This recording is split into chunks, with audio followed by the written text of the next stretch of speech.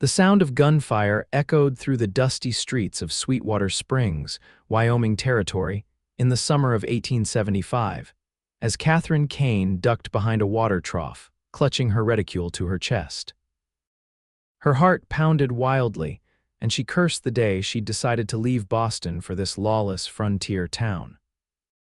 The stagecoach robbery had been bad enough, losing nearly all her money and belongings, but now finding herself caught in the crossfire of what appeared to be a bank heist gone wrong was simply too much.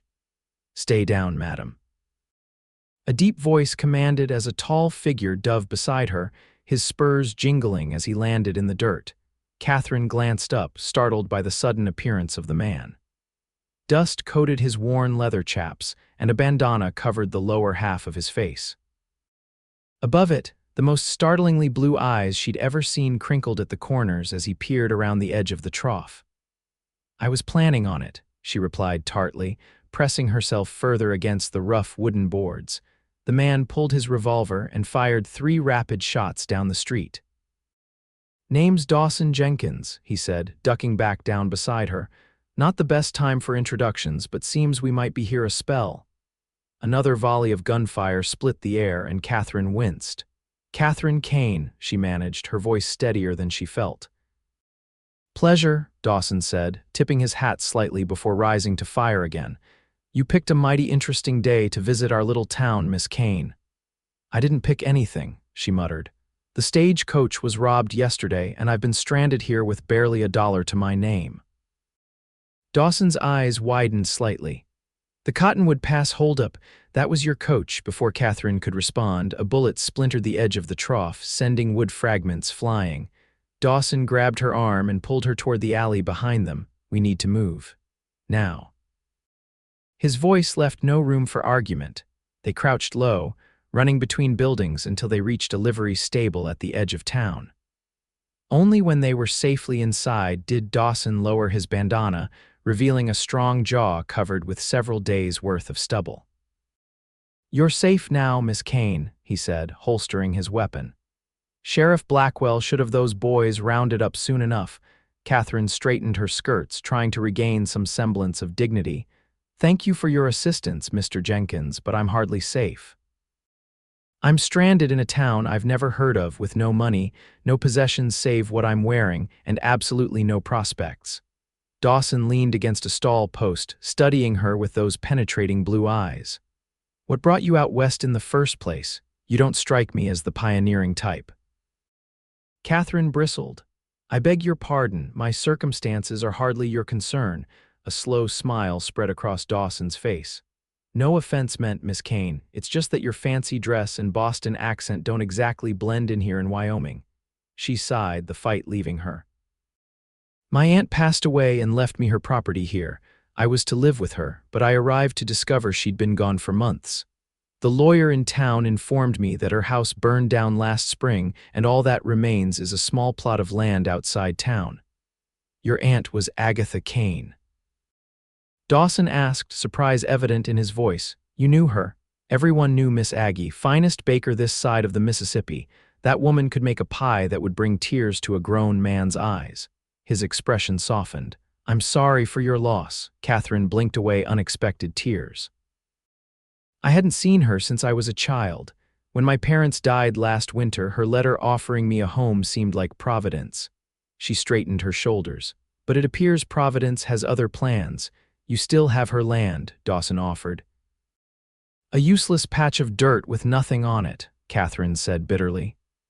"The lawyer suggested I sell it, but even that would barely cover a ticket back east, assuming I could find employment there, which is doubtful." She hadn't meant to reveal so much to this stranger, but the events of the past few days had worn her down. Dawson considered her for a moment. "You need work then?" "I suppose I do." The admission cost her pride, but pride wouldn't feed her. "What skills do you have?" Katherine hesitated. "I was educated at a fine ladies' academy in Boston. I speak French, play the pianoforte, and can embroider quite well." Dawson's expression told her exactly how valuable those skills were in Wyoming Territory. "I can also read, write, keep accounts, and cook," she added hastily. "My parents believed a woman should be practical as well as accomplished." At this, Dawson's eyebrows rose. Cook, you say, like your aunt? Not quite to her standard, I'm afraid, but yes. She taught me when I was young. Dawson pushed himself away from the post. Miss Kane, it just so happens I might have a proposition for you. Katherine regarded him suspiciously. What sort of proposition? A job, cooking, keeping house. He gestured to himself. I've got a ranch about 10 miles outside of town. It's not fancy, but it's honest work with fair pay. You want me to be your housekeeper? The idea of working as a servant had never occurred to her. Cook, housekeeper, whatever you want to call it. My last man quit 2 weeks ago, said he couldn't stand my bachelor ways any longer. Dawson grinned ruefully. Truth is, I'm a terrible cook and the place is in shambles. I've been living on beans and jerky and my stomach's about had enough. Katherine considered her options, which were admittedly few. You live alone, just me and about 2,000 head of cattle. My foreman and the other hands have their own quarters a ways from the main house. He must have sensed her hesitation because he added, Your reputation would be safe, Miss Kane. You'd have your own room with a lock on the door, and I'm not the kind of man who takes liberties with women under his employment. The sound of boots on the wooden walkway outside made them both turn. Through the slats, Katherine could see men being led away in handcuffs. The danger had passed. I'll give you time to think on it, Dawson said, settling his hat more firmly on his head. I've got business with the sheriff, then I'll be at the Stagecoach Inn if you decide my offer has merit. Katherine watched him leave, conflicted. Working as a servant for a bachelor rancher was hardly the life she'd envisioned when boarding the train in Boston. Yet what choice did she have? Her funds were gone, her dreams of a new start with her aunt shattered. With a deep breath, she stepped out into the afternoon sun. She had decisions to make, and sitting in a stable wouldn't make them any clearer. The Stagecoach Inn was modest but clean, its dining room serving as the town's only proper restaurant. Katherine found Dawson at a corner table, deep in conversation with an older man she recognized as the town lawyer, Mr. Peterson. Miss Kane, Dawson stood as she approached. Please join us, Mr. Jenkins, Mr. Peterson. She nodded to each man, taking the offered seat. I've been considering your proposal, Mr. Jenkins. And Dawson's expression remained neutral, but she detected a hint of hope in his eyes. I have conditions, Katherine said firmly. First, I require a written contract specifying my duties, compensation, and living arrangements. Mr. Peterson chuckled. The lady knows her mind, Jenkins. Second, Katherine continued, I would need transportation to town at least once a month for supplies and personal matters. Dawson nodded. Reasonable. And finally, I would want to bring some of my aunt's belongings from her land to your property cookware primarily, if anything survived the fire. We can ride out there tomorrow, Dawson agreed. See what's salvageable. Katherine took a deep breath.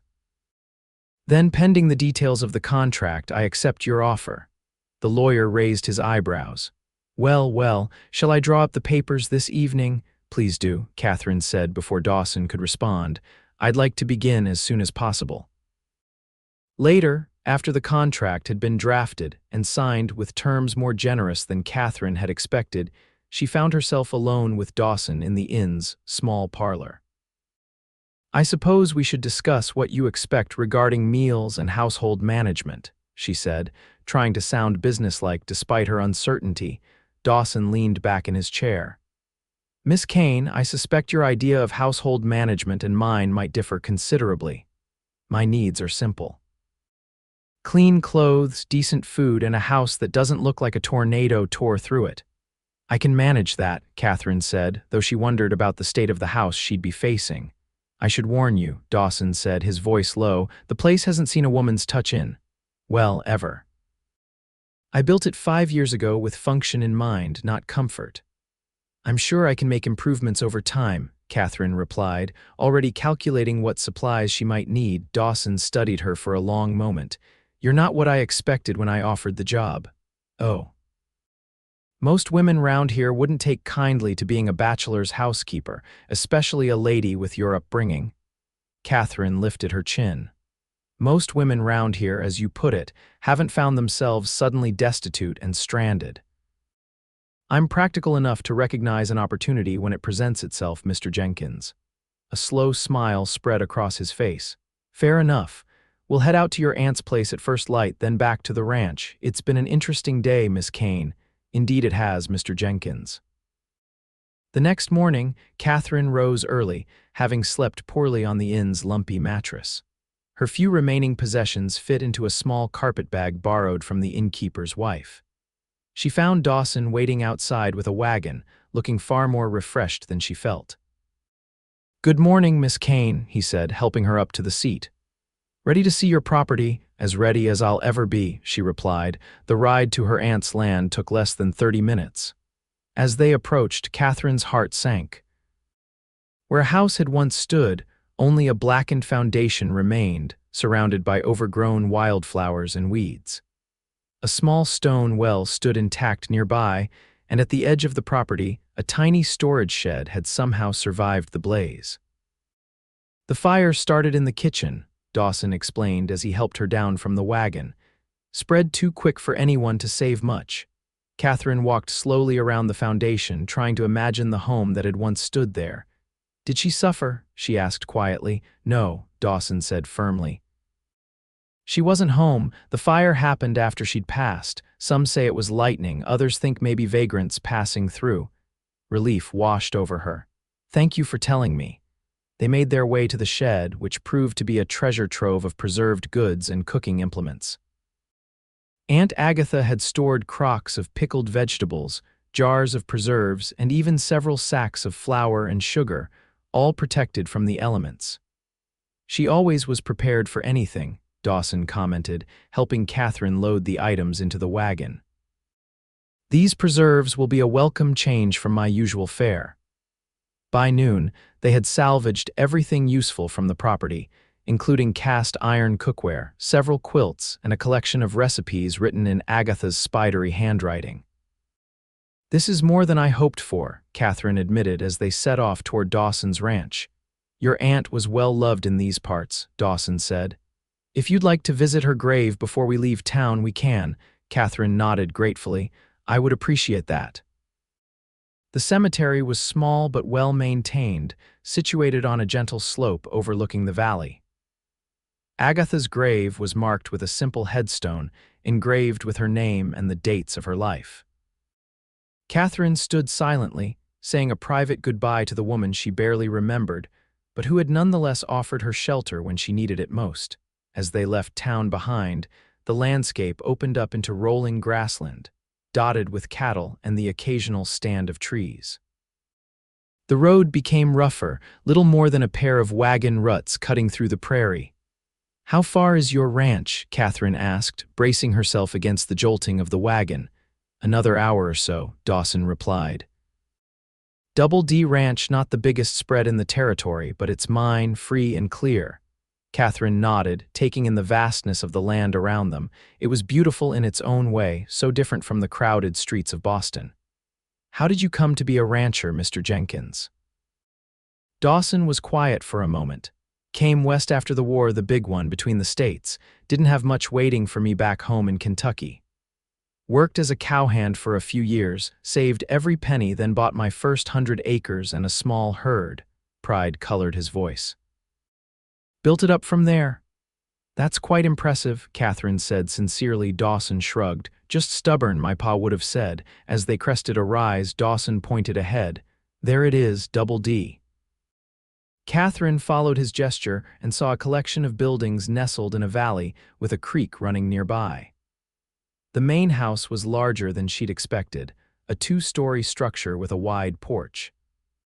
Several outbuildings and corrals surrounded it, and in the distance, she could see a bunkhouse and what appeared to be a cookhouse for the ranch hands. "It's substantial," she commented, both relieved and intimidated by the size of the operation. "Like I said, not fancy but solid." Dawson guided the wagon down the slope toward the ranch yard. As they approached, several men paused in their work to watch them. A tall, lean man with graying hair stepped forward as Dawson pulled the wagon to a stop. "This is Frank Morgan, my foreman," Dawson introduced him. "Frank, Miss Katherine Kane. She'll be taking over the housekeeping and cooking at the main house." Frank tipped his hat politely. "Madam, good to have you here." "Thank you, Mr. Morgan." "Frank, have one of the boys bring Miss Kane's things to the house," Dawson instructed as he helped Katherine down from the wagon. "And let Mrs. Morgan know we've got a new addition to the ranch." "Will do, boss." Frank turned and called to a young cowboy nearby, "Mrs. Morgan." Katherine asked as they walked toward the house. "Frank's wife, Elena. She handles the cooking for the hands at the cookhouse. Good woman, you'll like her." Dawson led her up the steps to the porch. "Now, before we go in, remember what I said about no woman's touch," Katherine steeled herself. "I'm sure it can't be that." The words died in her throat as Dawson pushed open the door. The interior of the house looked as though a whirlwind had torn through it. Clothing was draped over furniture, dirty dishes were stacked on every surface, and a layer of dust covered everything. The smell of stale food and unwashed laundry permeated the air. "I did warn you," Dawson said apologetically. Katherine took a deep breath and immediately regretted it. "Yes, you did." She stepped fully into the room, surveying the chaos.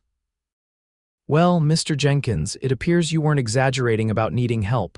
Dawson had the grace to look embarrassed. "Been busy with the spring roundup. Haven't had much time for housekeeping." "Clearly." Katherine picked her way through the clutter. "I assume you have soap, mops, brooms, basic cleaning supplies." "Somewhere," Dawson said vaguely, gesturing around the room. "The last fellow might have left some things in the pantry." Katherine nodded decisively. "Then I suggest you show me to my room, and tomorrow I'll begin the process of making this place habitable." Dawson led her upstairs to a small but surprisingly clean bedroom at the back of the house. "Had one of the boys aired out yesterday," he explained. "Fresh linens on the bed, too." The room was simple but functional, with a narrow bed, a chest of drawers, and a small writing desk beneath the window. True to his word, there was indeed a sturdy lock on the door. "It's more than adequate," Katherine said, relief evident in her voice. "Thank you." "The washroom's at the end of the hall," Dawson continued. "I had indoor plumbing put in last year, cost a fortune, but worth every penny." Katherine's eyebrows rose in surprise. Indoor plumbing was a luxury even in Boston. "I'll leave you to get settled," Dawson said, backing toward the door. "I've got work to see to before sundown. There's food in the kitchen such as it is if you're hungry." After he left, Katherine sat heavily on the bed, the events of the past few days finally catching up with her. She was now officially employed as a housekeeper on a cattle ranch in Wyoming, working for a man she'd met barely 24 hours ago during a gunfight. What would her Boston friends think if they could see her now? With a sigh, she opened her carpetbag and began unpacking her meager belongings. Tomorrow would bring challenges enough. For now, she would rest. Katherine woke before dawn, her body still on Eastern time. The house was silent as she dressed in her simplest skirt and blouse, pulling her hair back into a practical bun. She made her way carefully down the darkened staircase and into the kitchen in the gray pre-dawn light. The kitchen looked even worse than she'd remembered. Taking a deep breath, she rolled up her sleeves and got to work. She found a half-empty box of matches and lit the stove, then hunted through the pantry until she located coffee beans, which she ground in a tarnished mill.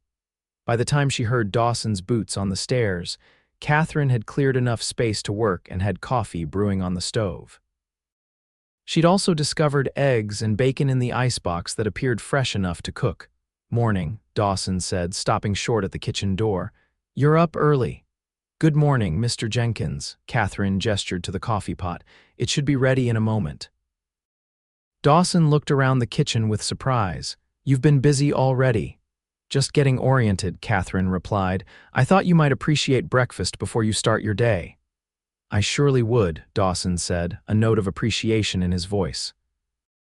"Been a while since I've had a proper breakfast." Katherine busied herself with cooking while Dawson sat at the cleared end of the kitchen table. She could feel his eyes on her as she worked, but she kept her focus on the task at hand. Soon, she placed a plate of bacon, eggs, and biscuits before him. Dawson stared at the food for a moment before picking up his fork. He took a bite and closed his eyes briefly. "Miss Kane, this is the best thing I've tasted in months." It's just simple cooking, Katherine said, though she was pleased by his reaction.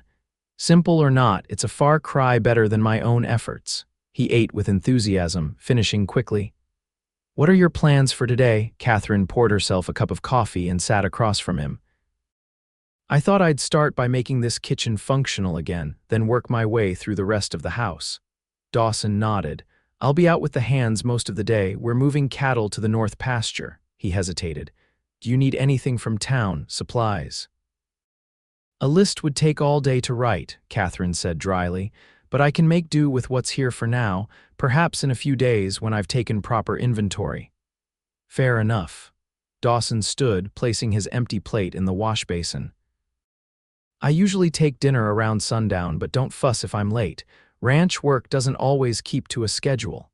After he left, Katherine surveyed her domain with determination.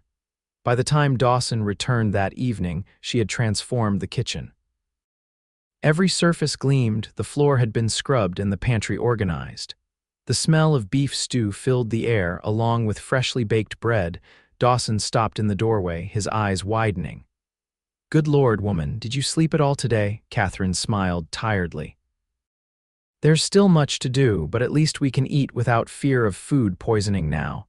Dawson washed up at the pump outside before coming to the table where Katherine had set two places. You didn't need to wait for me, he said, noticing her untouched plate. It seemed polite for your first night, she replied, sitting across from him. Dawson took a spoonful of stew and closed his eyes in appreciation. Miss Kane, this is magnificent. Thank you. I found some vegetables in the root cellar that were still good and beef from the smokehouse. They ate in comfortable silence for a while before Dawson spoke again. You've made quite a difference already. Don't work yourself to exhaustion on my account. I'm used to being busy, Katherine said. Idleness never suited me. Still, there's no rush. The house has been a disaster for years. It can wait another day or two. Katherine studied him across the table. In the lamplight, with his sun-bronzed skin and those startling blue eyes, Dawson Jenkins was a handsome man. A dangerous observation, she reminded herself.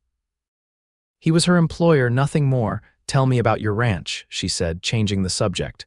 How many men do you employ? 8 regular hands, plus Frank as foreman, more during roundup and branding season.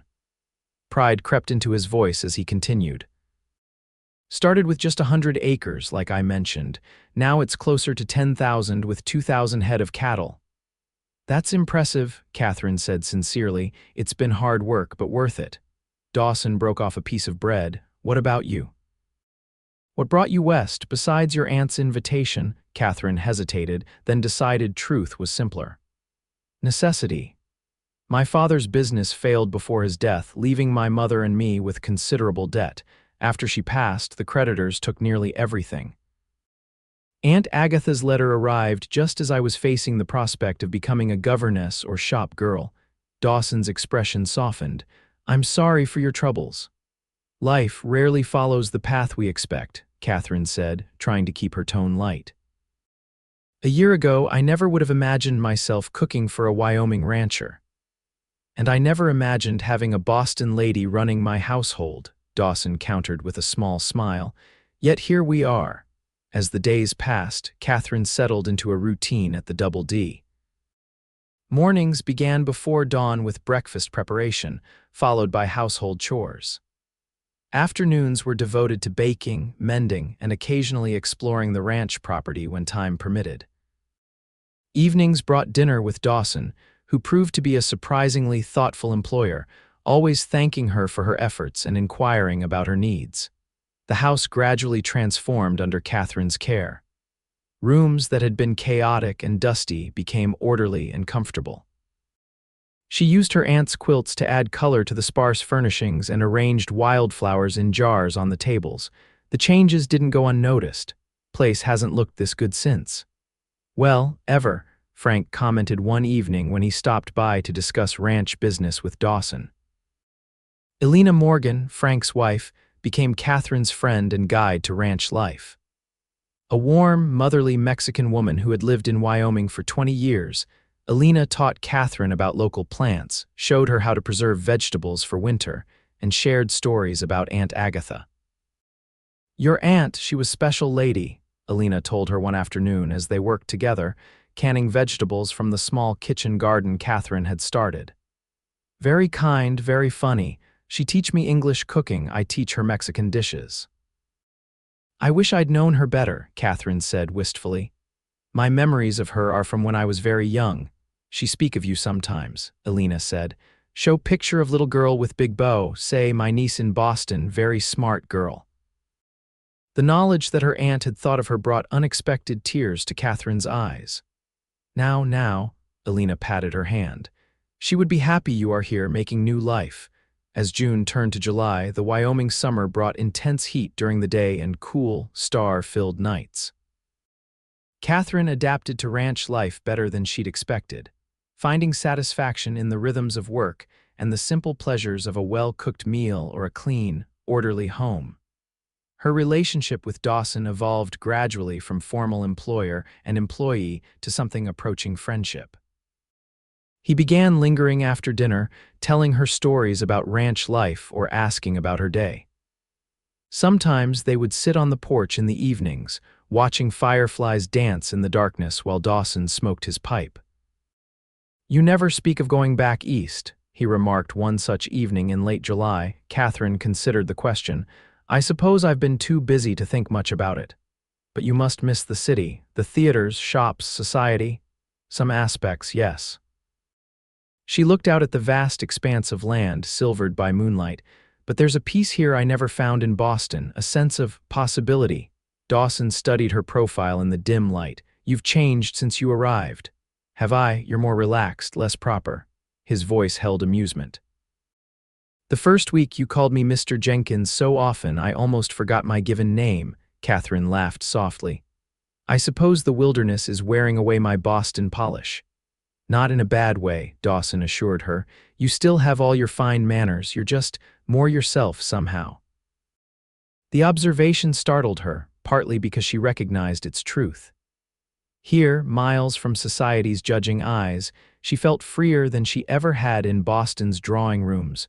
August brought the first hints of autumn, with cooler mornings and earlier sunsets. It also brought an unexpected visitor to the Double D. Catherine was hanging laundry when she heard the sound of an approaching wagon. A moment later, Dawson emerged from the barn, frowning. Were you expecting anyone? Catherine asked as he passed. No, and that's what concerns me. Dawson's hand rested near the revolver at his hip, a habit Catherine had noticed whenever anything unexpected occurred. The wagon came into view, driven by a well-dressed man Catherine didn't recognize. Beside him sat a young woman in a fashionable traveling outfit, Dawson Jenkins. The man called out jovially as he pulled the wagon to a stop. Been too long, you old rascal, Dawson's frown deepened. Thomas Blackwell, what brings you to my property? Catherine watched as the tension in Dawson's shoulders increased. Clearly, this visitor wasn't welcome. Business and pleasure, my friend. Thomas jumped down from the wagon and helped the young woman descend. Allow me to introduce my daughter, Constance. Connie, this is Dawson Jenkins, the man I've told you so much about.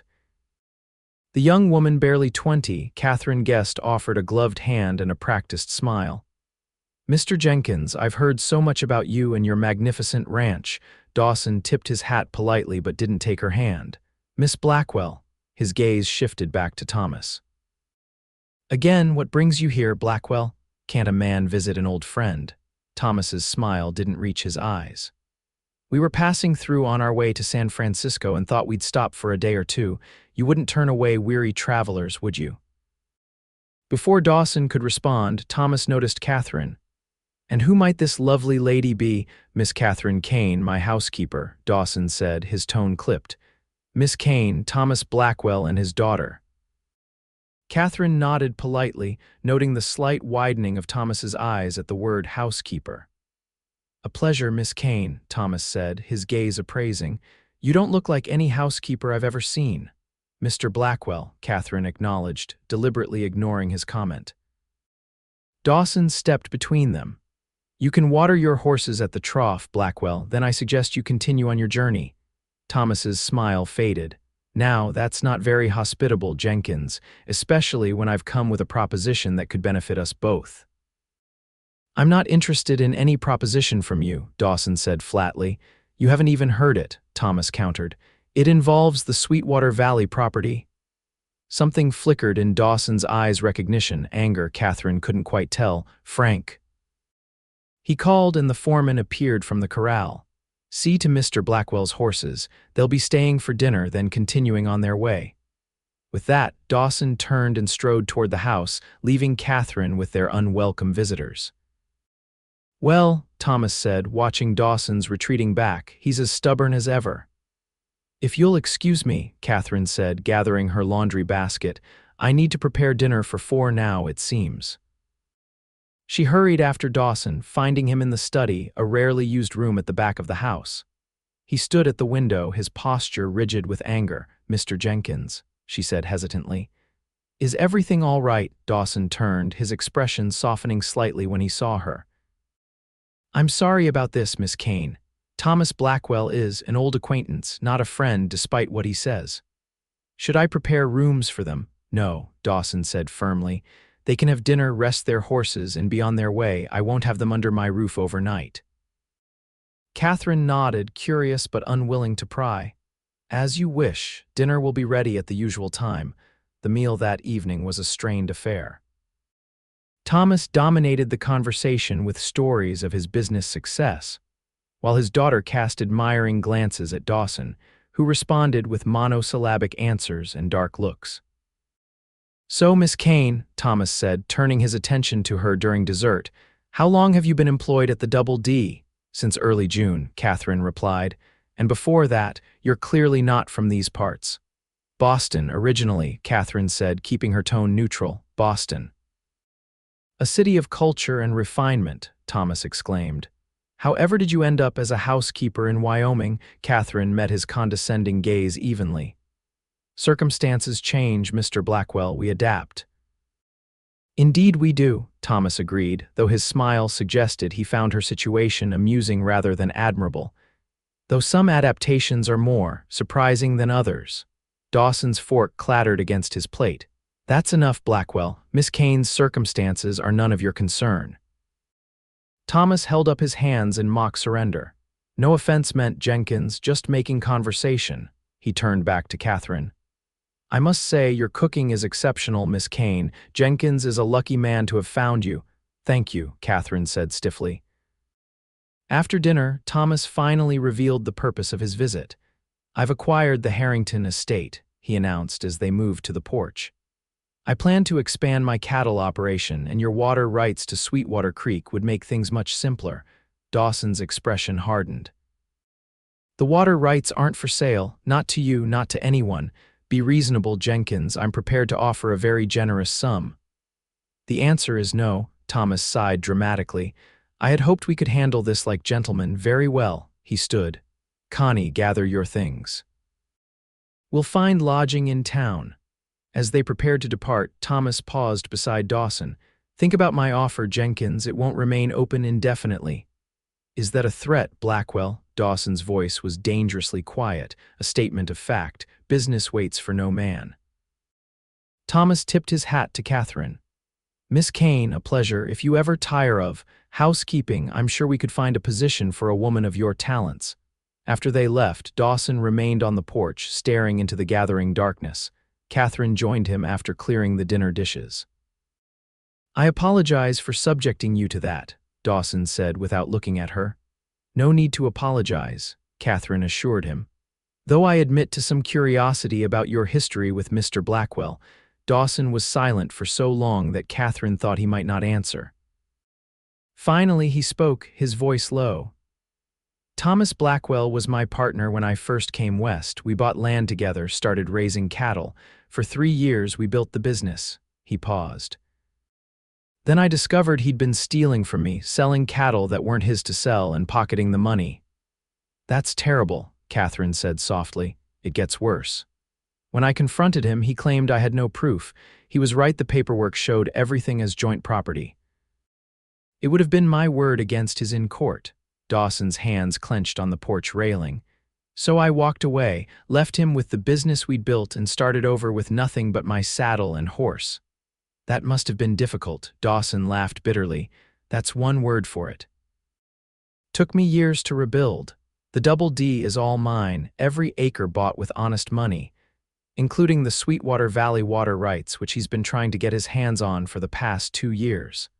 And now he's your neighbor again, Katherine observed, so it seems.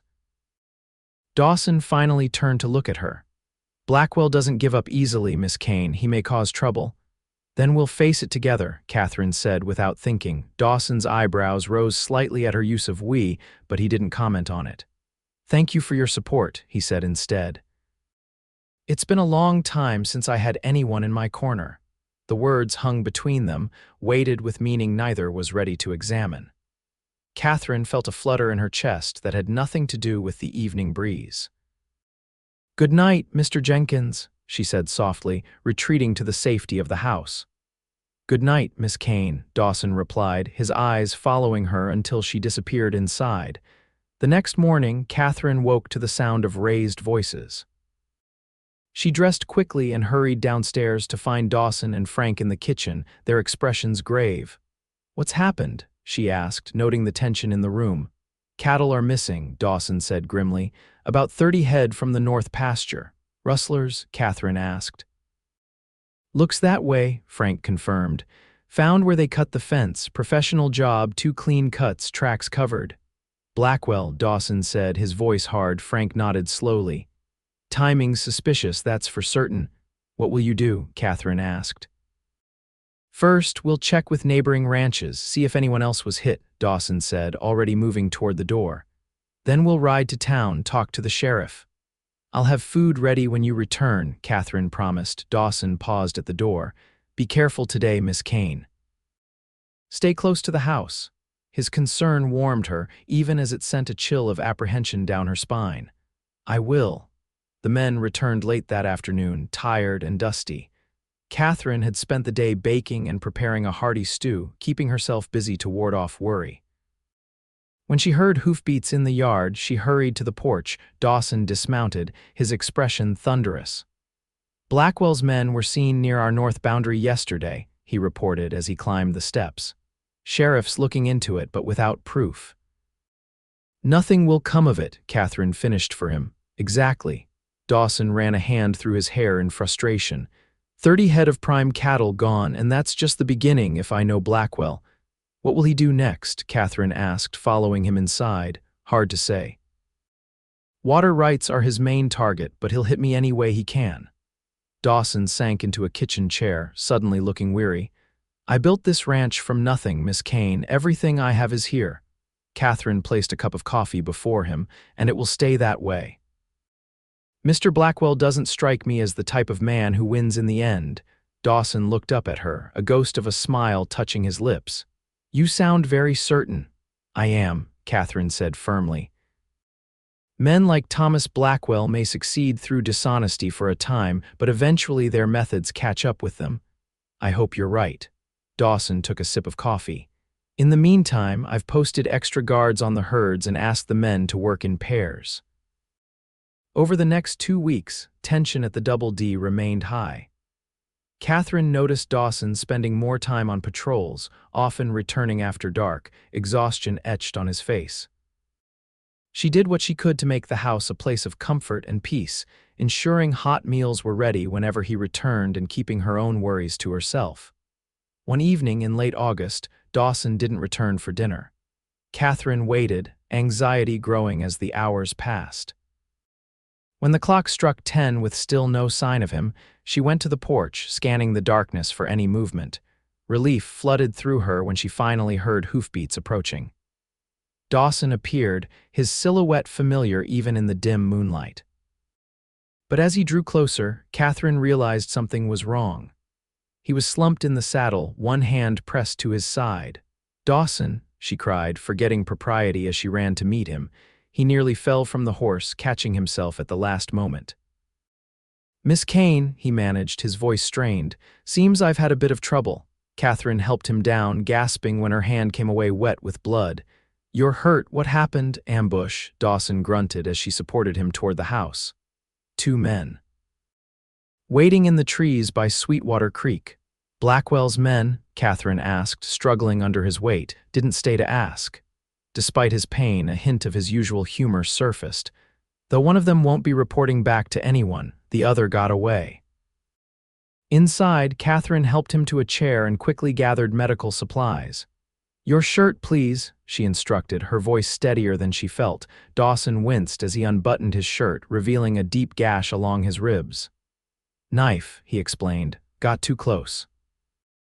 Katherine worked silently, cleaning the wound with whiskey and bandaging it as best she could. Her hands trembled slightly, but she forced herself to focus on the task. "You need a doctor," she said when she'd finished. "It's not that bad," Dawson argued, "just a flesh wound." "A flesh wound that could become infected," Katherine countered. "I'll send one of the hands for the doctor first thing in the morning." Dawson caught her wrist as she turned away. "Thank you, Katherine." It was the first time he'd used her given name, and the intimacy of it, combined with the warmth of his hand on her skin, sent her pulse racing. "You're welcome, Dawson," she replied softly. His eyes, despite the pain clouding them, held hers for a long moment. "I'm sorry to bring this trouble to your door." "It's our door," Katherine said before she could stop herself. "I mean, I know what you mean," Dawson said, his expression softening, "and I'm grateful for it." The doctor arrived the next morning, pronouncing the wound serious but not life-threatening. "Keep it clean, change the bandage daily, and try not to get yourself stabbed again," he advised dryly. Despite his protests, Katherine insisted that Dawson rest for at least a few days. To her surprise, he complied, though he conducted ranch business from the house, with Frank and the other hands reporting to him regularly. On the third day of his convalescence, Katherine found him on the porch, staring toward the distant hills. "You should be resting," she chided gently. "I've rested enough," Dawson replied. "A man can only lie in bed so long before he starts to lose his mind." Katherine smiled, taking a seat beside him. "How's the wound healing?" Dawson shifted slightly, wincing, slowly. They sat in comfortable silence for a while, watching as the afternoon sun painted the landscape in golden hues. "I've been thinking," Dawson said eventually, "about what happened. And Blackwell's getting desperate. The ambush was sloppy, unplanned. He's escalating because he's running out of options." Katherine considered this. "What does that mean for the Double D?" "It means we need to be prepared for more trouble." Dawson's expression was grim. "And it means I need to find a way to end this once and for all. How, I'm not sure yet." Dawson turned to look at her, his eyes troubled. "But whatever happens, I want you to know that you have a place here, Katherine, no matter what." The simple declaration touched her deeply. "Thank you," she said softly. As September progressed, the conflict with Blackwell continued. More cattle disappeared, fences were cut, and twice riders were spotted near the ranch house at night. Dawson increased security, ensuring Katherine was never alone, and took to carrying his revolver even around the property. Despite the tension, life at the Double D settled into a new rhythm. Katherine found herself growing more comfortable with Dawson, their conversations easier, their silences companionable. Sometimes, she caught him watching her with an expression she couldn't quite decipher, thoughtful, almost tender. One evening, as they sat on the porch after dinner, the autumn air crisp with the promise of winter, Dawson broke their companionable silence. "Fall roundup starts tomorrow. Will you be gone long?" Katherine tried to keep the disappointment from her voice. "A week, maybe more. Frank and I need to count the herd, separate the cattle for market." Dawson hesitated. "I don't like leaving you alone with Blackwell causing trouble." "I'll be fine," Katherine assured him. "Elena has offered to stay with me in the evenings." Dawson nodded, relieved. "Good, still be careful. Don't go far from the house."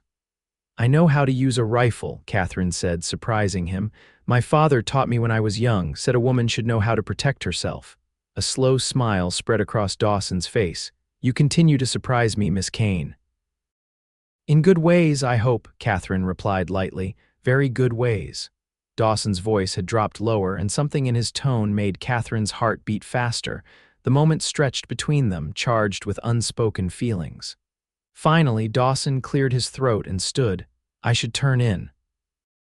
"Early start tomorrow," Katherine nodded, both relieved and disappointed by the broken tension.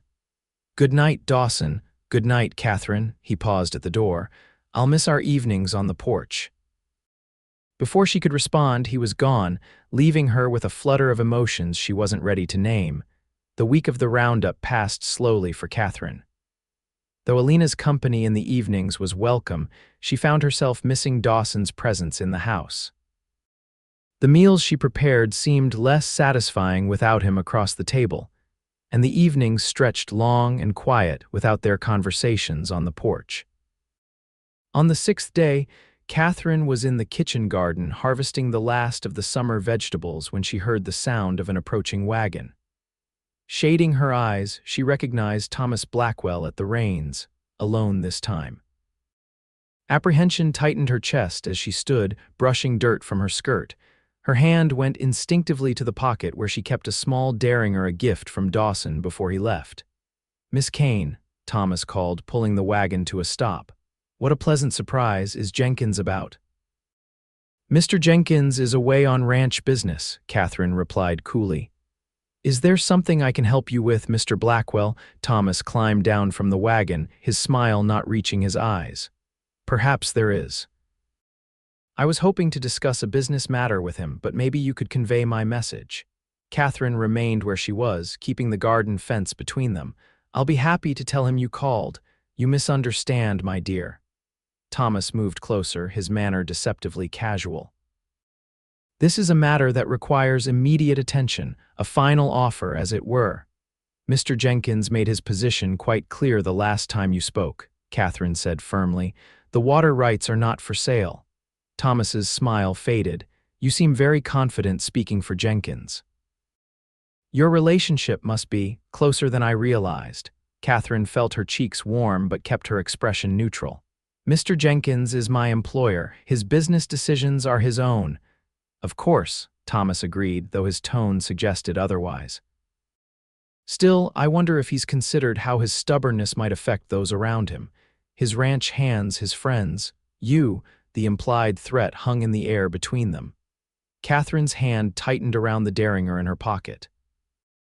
"Mr. Blackwell," she said evenly, "I suggest you leave your offer in writing. Mr. Jenkins will contact you when he returns." Thomas studied her for a long moment, then nodded. "Very well. Please tell Jenkins I'll expect his answer by the end of the week." He turned to go, then paused. "Oh, and Miss Kane, be careful out here all alone. The frontier can be dangerous for a woman without protection." Catherine watched as he drove away, her heart pounding. As soon as he was out of sight, she hurried to the bunkhouse, where two hands remained during the roundup. "Miss Kane, everything all right?" Jim, one of the older cowboys, asked as she approached. "Mr. Blackwell was just here," she explained breathlessly. "I believe he was making threats. Could one of you ride to the roundup camp and inform Mr. Jenkins?" Jim's expression darkened. "I'll go myself right away. Pete, you stay with Miss Kane." By nightfall, Catherine had worked herself into a state of nervous anticipation. She jumped at every sound, peering anxiously out the windows as darkness fell. Alina arrived as promised, bringing the comfort of companionship. But Catherine couldn't shake the feeling that Blackwell's visit had been more than a simple attempt at intimidation. Her fears proved justified shortly after midnight. The sound of breaking glass shattered the silence, followed by the acrid smell of smoke. Catherine bolted upright in bed, disoriented for only a moment before understanding dawned. "Fire!" she shouted, grabbing her robe. "Alina, wake up!" She rushed to the guest room, finding Alina already alert and pulling on her shawl. Together, they hurried downstairs to find the kitchen engulfed in flames, a broken lamp on the floor the apparent source. "The back door," Catherine directed, pulling Alina toward the rear of the house. As they reached it, Catherine heard the sound of horses outside and men's voices. "It's Blackwell's men," she realized with horror. "They're waiting for us to come out." Alina's eyes widened in fear. "What do we do?" Catherine thought quickly. "The root cellar." "We can get out through the outside entrance." They made their way to the cellar door in the hallway, coughing as smoke began to fill the house. In the cellar, Catherine fumbled in the darkness until she found a lantern and matches. "This way," she said, leading Alina toward the external cellar doors that opened onto the yard. She listened carefully before pushing them open a crack, peering out into the night. Two men on horseback were visible at the front of the house, their attention focused on the growing flames. "We'll have to make a run for the bunkhouse," Katherine whispered. "Stay low and follow me." Heart pounding, she pushed the cellar doors open just enough for them to slip through, then closed them quietly behind them. Crouching low, she led Alina along the shadow of the house and then across the open yard toward the bunkhouse where Pete was staying. They had almost reached safety when a shout went up. "There they are!" Katherine turned to see one of the riders spurring his horse toward them. "Run!" she cried, pushing Alina ahead of her. Pete appeared in the bunkhouse doorway, rifle in hand. "Get down!" he shouted, and Katherine pulled Alina to the ground as Pete fired over their heads. The rider veered away, rejoining his companion. After a brief exchange of gunfire, both men galloped away into the night. By the time Dawson and the other hands returned, roused by the distant glow of flames in the sky, the main house was beyond saving. Katherine, Alina, and Pete watched from a safe distance as the structure that had been Katherine's home for months burned to the ground. Dawson dismounted at a gallop, his face ashen as he ran to Katherine. "Are you hurt?" he demanded, his hands gripping her shoulders as his eyes searched her face. "No, we're fine," Katherine assured him, though her voice trembled. "Alina and I got out through the root cellar. Pete saved us." Relief washed over Dawson's features, followed immediately by fury as he turned to look at the burning house. "Blackwell," he growled. "It was his men," Katherine confirmed. "He came earlier today, made threats. Jim rode to warn you, we never saw him." Dawson's expression was grim. "Must have been intercepted." Frank approached, his face solemn. "Nothing to be done for the house, boss." "We've got the barn and outbuildings protected, though." Dawson nodded, his jaw tight. "Get everyone settled for what's left of the night. We'll deal with this in the morning." As the ranch hands dispersed, Dawson turned back to Katherine, his anger giving way to concern. "I'm so sorry, Katherine." "Your things are just things," she interrupted gently. "We're alive, that's what matters." Dawson's expression softened. "You're remarkable, do you know that?" Despite everything, Katherine felt a warmth spread through her at his words. "Hardly, I was terrified." "Being brave isn't about not feeling fear," Dawson said quietly. "It's about doing what needs to be done despite it." He looked back at the burning house. "You saved yourself and Alina. You kept your wits about you." Katherine followed his gaze to the flames. "What will you do now?" "End this," Dawson said, his voice hardening. "One way or another." Dawn broke over a scene of devastation. The main house was reduced to smoldering ruins, with only the stone chimney standing intact.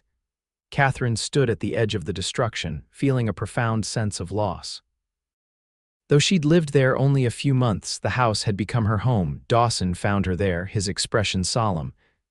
"We've found temporary arrangements for everyone," he said. "Alina will stay with you at the cookhouse until we can rebuild. What about you?" "I'll bunk with Frank for now."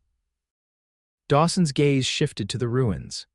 "Katherine, I want you to go into town, stay at the hotel until this is resolved." "No," Katherine said firmly. "This is my home now. I won't be driven away by Thomas Blackwell or anyone else." Dawson looked as though he might argue, then sighed. "You're the most stubborn woman I've ever met, do you know that?" "I believe you've mentioned it once or twice," Katherine replied, a hint of a smile touching her lips despite the circumstances. Dawson's expression softened. "I need to ride into town, speak with the sheriff." "Will you be all right here with the others?" "Of course." Katherine hesitated, then added, "Be careful, Dawson. Blackwell's desperate now." "I will." He reached out, briefly touching her hand. "We'll rebuild, Katherine, better than before." The promise lingered in her mind as she watched him ride away, a mixture of fear and determination swirling within her. Whatever happened next, she knew with certainty that her place was here, at the Double D with Dawson. The next few days passed in a blur of activity. The ranch hands cleared away the debris from the house while continuing their regular duties. Katherine and Alina established a makeshift household in the cookhouse, ensuring meals were prepared and clothes were washed. Through it all, the threat of Blackwell loomed large, with guards posted day and night around the property. Dawson returned from town with news that the sheriff had questioned Blackwell. who of course denied any involvement in the fire. Claims he was in Cheyenne on business, Dawson reported grimly. Has witnesses to prove it. Of course he does, Katherine said bitterly. Men like Blackwell always have alibis. The sheriff's sympathetic but says his hands are tied without proof. Dawson ran a hand through his hair in frustration. Meanwhile, I've sent telegrams to my banker and lawyer. If Blackwell wants a war, he'll get one, but on my terms, not his. True to his word, Dawson began making plans for rebuilding the house, larger and sturdier than before. 2 stories, proper fireplaces in every room, and a kitchen twice the size of the old one, he told Katherine as they reviewed the preliminary sketches. It sounds wonderful, Katherine said, touched by his enthusiasm despite their circumstances. And a proper parlor, Dawson continued. With a piano, if you'd like. The thoughtfulness of the gesture caught Katherine off guard. A piano, but I haven't played in months. You mentioned once that you missed music, Dawson said simply. I thought you might like to play again. Katherine's throat tightened with emotion. That's very kind of you. Dawson's eyes met hers, holding her gaze with an intensity that made her breath catch. It's not kindness, Katherine. Before she could respond, Frank appeared at the cookhouse door. Boss, riders coming. Looks like Blackwell and at least 6 men. Dawson's expression hardened immediately. Get the men, armed. He turned to Katherine. Stay inside, please. She nodded, though every instinct urged her to follow him out into the yard. From the window, Katherine watched as Dawson and his men formed a line across the ranch yard, rifles ready but not raised. Blackwell and his group approached slowly, stopping a respectful distance away. Jenkins, Blackwell called out, I heard about your misfortune, terrible thing, a house fire. Cut the act, Blackwell, Dawson's voice carried clearly through the open window. What do you want? The same thing I've always wanted, those water rights, but now I'm willing to be even more generous given your reduced circumstances. Blackwell gestured to the burnt ruins of the house. My circumstances are just fine, Dawson replied evenly. And my answer remains the same. Blackwell's friendly demeanor slipped. Don't be a fool, Jenkins. You're outnumbered, outgunned, and out of options. Sell to me now, or there won't be anything left of this ranch to rebuild.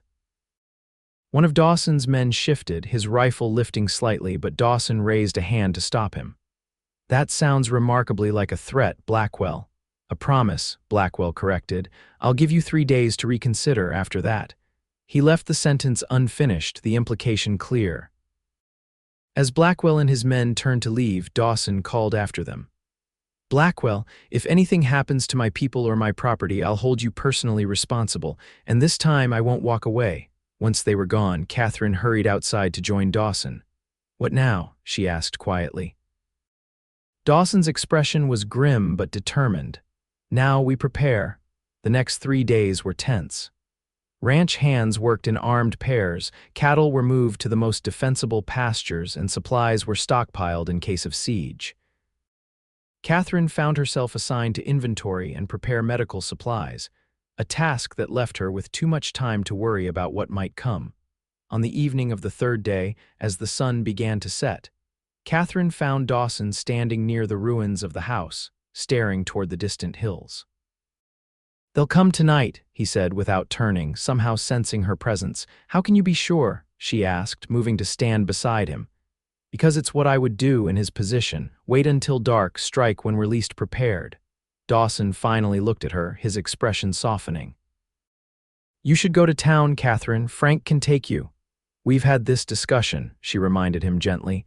I'm staying, Dawson sighed, but a small smile tugged at his lips. I figured you'd say that. At least promise me you'll stay in the cookhouse with Alina when the time comes. I promise to stay safe, Katherine countered. But I can help. I know how to reload rifles, treat wounds. Katherine, Dawson interrupted, turning to face her fully. This isn't your fight, isn't it? She challenged. This is my home now, too. These are my friends. You are, she stopped, suddenly uncertain. I'm what? Dawson asked, his voice low. Katherine met his gaze steadily. Important to me, very important.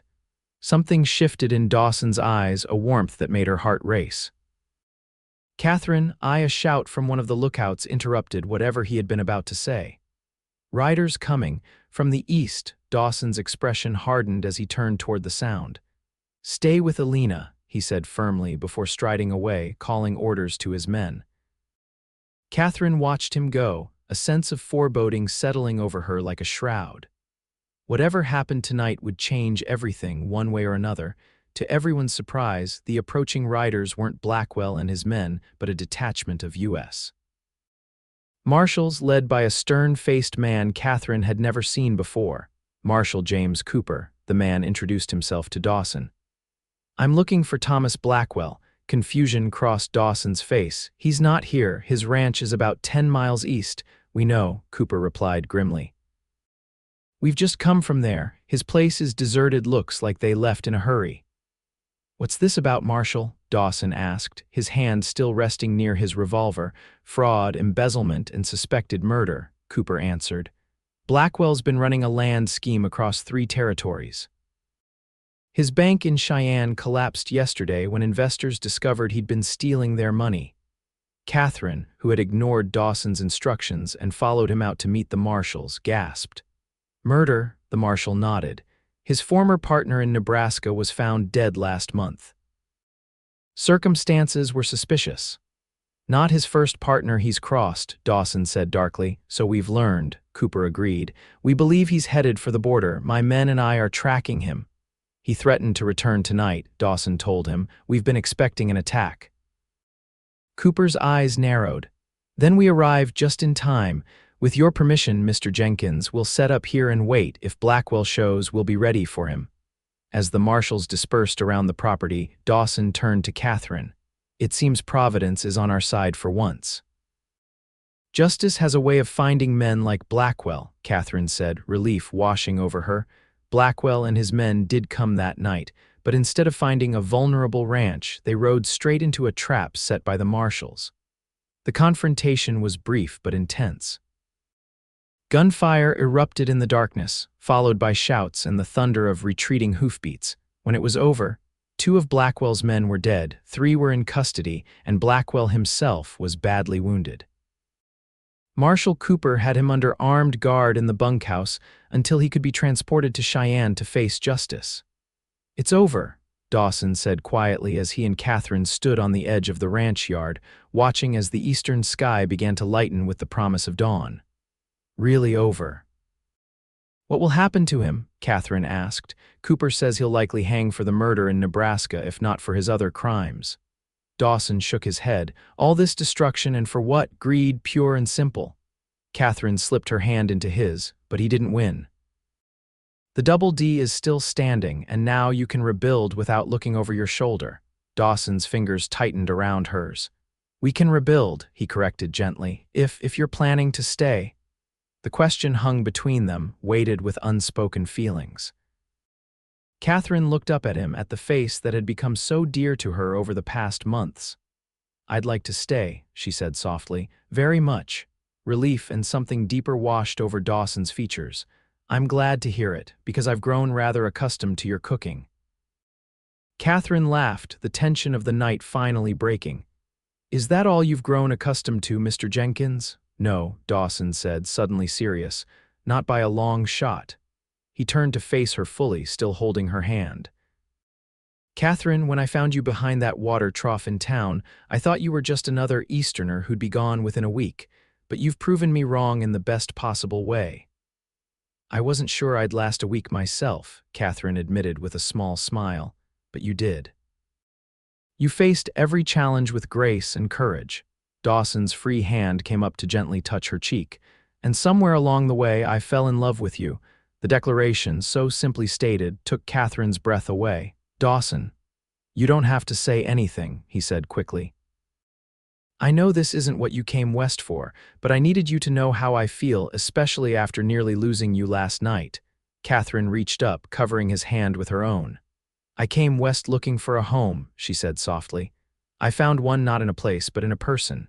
In you. Dawson's eyes widened slightly.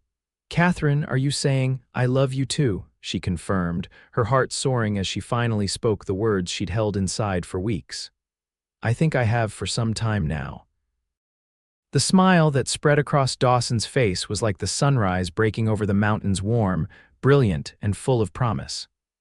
Slowly, giving her time to pull away if she wished, he leaned down and kissed her.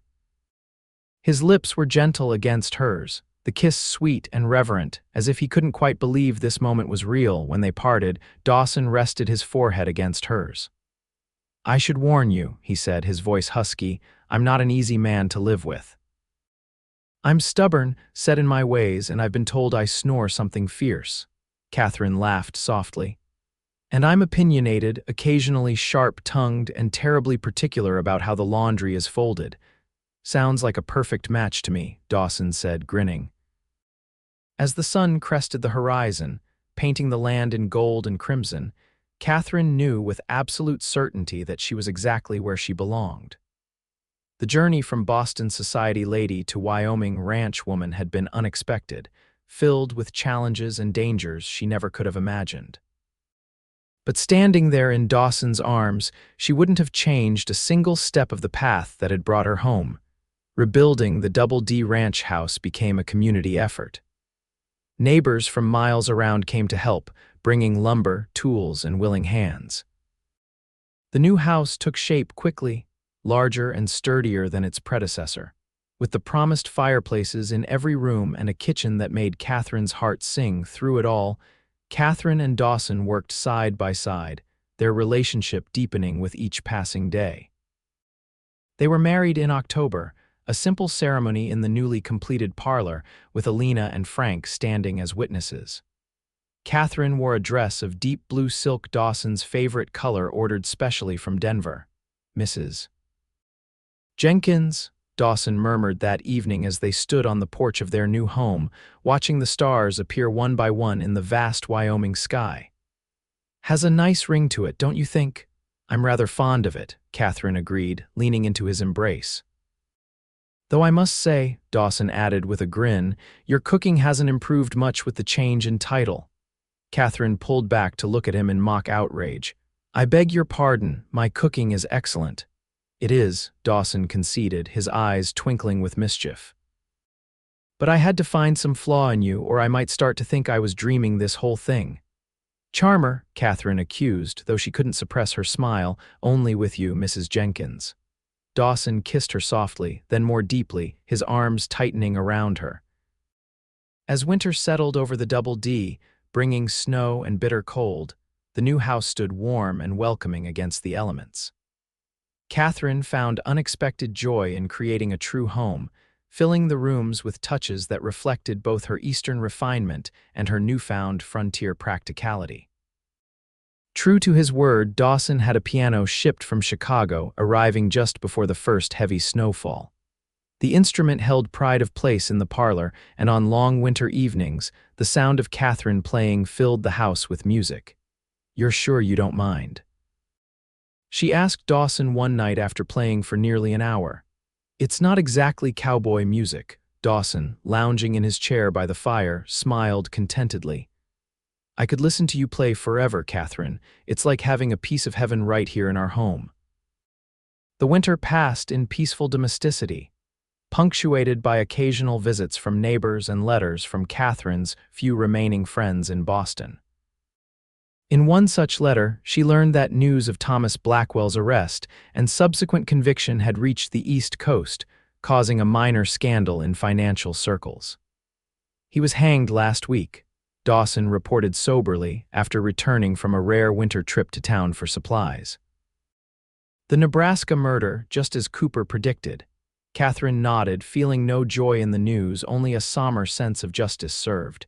"Perhaps now his victims can find some peace." "Including us," Dawson added, hanging his coat by the door. "The bank in Cheyenne is making restitution to some of his victims.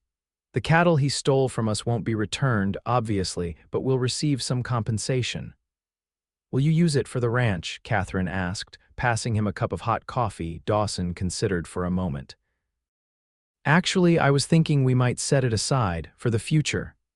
"The future?" Katherine echoed, puzzled. Dawson's expression softened as his gaze dropped briefly to her midsection. "For our children when they come along, a legacy untainted by Blackwell's actions." The simple statement and the faith in the future it represented brought unexpected tears to Catherine's eyes. "I would like that very much," she said softly. Spring arrived with its usual Wyoming vigor, sudden, vibrant, and transformative. The land burst into color almost overnight, with wildflowers carpeting the prairie and new grass providing rich grazing for the expanding herd. Catherine found herself equally transformed, her body changing as new life grew within her. When she shared the news with Dawson, his joy was boundless. "A baby," he whispered in wonder, his hand gentle on her still flat stomach. "Our baby." "Due in November, according to Alina," Catherine confirmed, her own happiness mirrored in his eyes. Dawson pulled her close, careful even in his excitement. "I love you, Katherine Jenkins." "More than I ever thought possible." "And I love you," she replied, resting her head against his chest, listening to the steady beat of his heart. "My cowboy, my home." As her pregnancy progressed, Catherine continued to manage the household, though Dawson insisted she rest more and hired a young woman from town to help with the heavier work. The summer passed in a haze of contentment, the ranch thriving under their joint stewardship. In late October, just as the first frost silvered the grass, Catherine went into labor. Alina served as midwife, her experienced hands guiding Catherine through the long hours of pain and effort. Dawson paced the hallway outside their bedroom, his face growing more haggard with each passing hour. When Alina finally emerged, her expression serious but eyes twinkling, he froze mid-step. "You have a son, Mr. Jenkins," she announced. Strong and healthy like his mama, Dawson's knees nearly buckled with relief and joy. "Catherine, is she tired but well?" Alina assured him. "Go meet your son." Inside the bedroom, Catherine lay propped against pillows, her face pale but radiant as she cradled a small bundle wrapped in one of her aunt's quilts. She looked up as Dawson entered, a smile of pure happiness spreading across her face. "Come meet your son," she said softly, echoing Alina's words.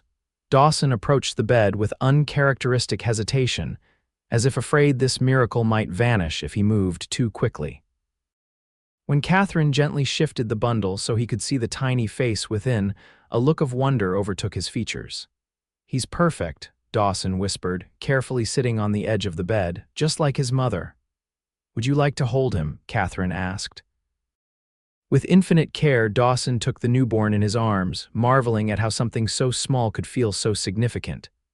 "What shall we call him?" "I was thinking William," Catherine suggested. "After my father, William Thomas Jenkins." Dawson looked up in surprise. "Thomas." After everything that happened, Catherine's expression was serene. "Not after Blackwell. After my grandfather, a good, honest man who taught me the value of forgiveness."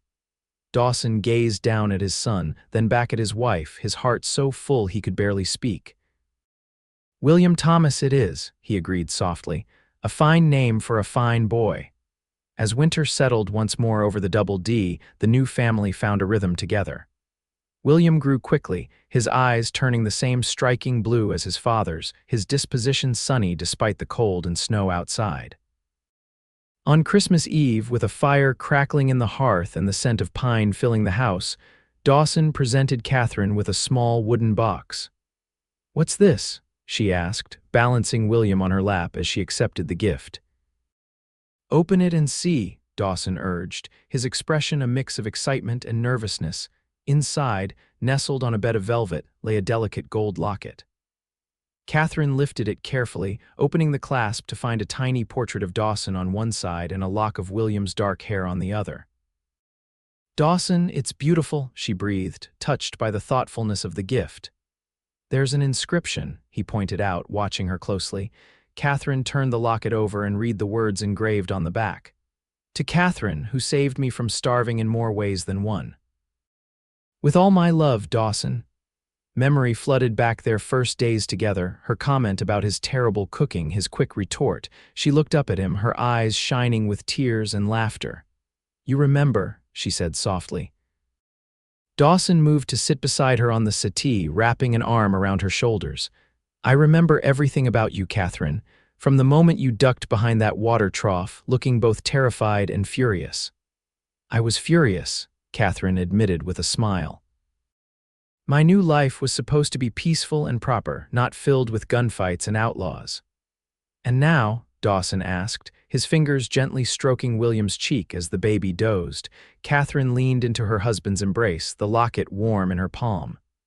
Now I wouldn't change a single moment. Even the fire, even Blackwell, every step led us here, to this life we've built together. When you first came to cook for me, Dawson said thoughtfully, did you ever imagine we'd end up like this? Never, Katherine admitted. I was too busy wondering if I'd survive frontier life to think about falling in love with a stubborn cowboy. I recall a certain stubborn Boston lady telling me I'd starve without her, Dawson teased. Katherine laughed softly. And you said not if you keep cooking like that. Best response I ever gave, Dawson declared, pressing a kiss to her temple. Because here we are, 2 years later, and I'm the best-fed, happiest man in Wyoming Territory. Outside, snow began to fall, blanketing the ranch in pristine white. Inside, in the warmth of their home, Katherine Jenkins held her family close and gave thanks for the unexpected journey that had brought her to this moment, a journey that had begun with a gunfight and a desperate decision, and had led to love, family, and a happiness deeper than she'd ever imagined possible. As William stirred and Dawson began humming a lullaby, Katherine closed her eyes and smiled. She had indeed found her home, not in the proper Boston society she'd left behind, nor in the frontier town where fate had stranded her, but in the heart of a Wyoming rancher who had shown her that sometimes life's greatest adventures begin with a chance encounter and a simple offer of employment. And as for cooking well, she'd improved considerably since those early days, though Dawson still teased her about her first attempts at sourdough bread. Some things, she reflected contentedly, would never change, and that was exactly as it should be.